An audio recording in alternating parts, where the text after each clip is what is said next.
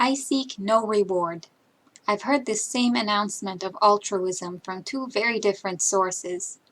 One is an argument against religion. I've heard people say that they don't need religion in order to be good, and we should do good for its own sake, not because we're promised eternal bliss if we're good and threatened with a horrible punishment if we're not.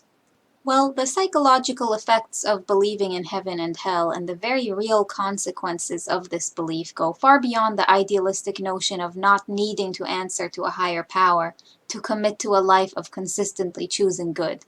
But moving past this debate, the idea of seeking no reward sounded familiar to me, and then I realized that's because it's in the Quran. Throughout Surah Ash-Shu'ara, the 26th chapter, the poets, many prophets came with a message from God that had a disclaimer attached.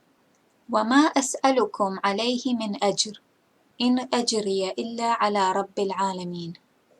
And I don't ask of you for it any reward. My reward falls only upon the Lord of the worlds.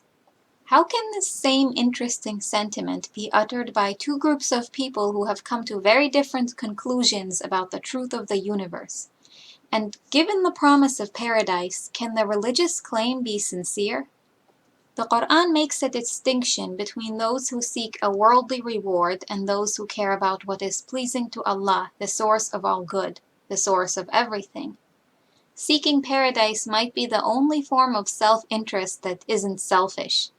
The promise of heaven and hell is the promise of ultimate justice, the idea that with all of the wrongs of this world, not a soul will be wronged in the next, and no soul shall bear the burden of another, according to the Quran. Our actions having consequences, including good consequences for good actions, isn't a corruption of pure intentions.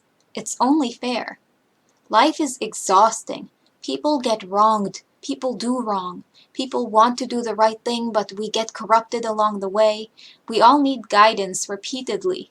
So for us to seek out that guidance and submit to it, rather than trying to get even in this world, for us to choose forgiveness and fight oppression and really try to do everything right even when those around us don't play fair for as long as we live, all of that is precisely what it means to seek no reward.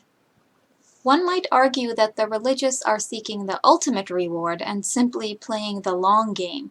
But ironically, seeking paradise is, to me, synonymous with seeking no reward, having no ulterior motives, because no human alive knows for sure that paradise exists.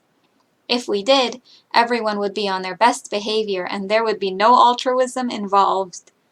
So to seek paradise out of faith is to believe that life is in fact fair, when taken into account with the hereafter, to believe that tyrants will pay and the vulnerable will find relief. It is to do the right thing because you believe the right thing exists, truly for its own sake, to please the one we can point to as the foundation for objective morality.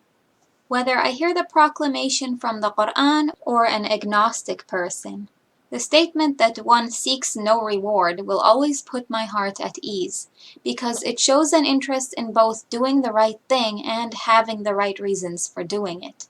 And those two ingredients feel like a promising recipe for righteousness, which it seems we can agree is its own reward,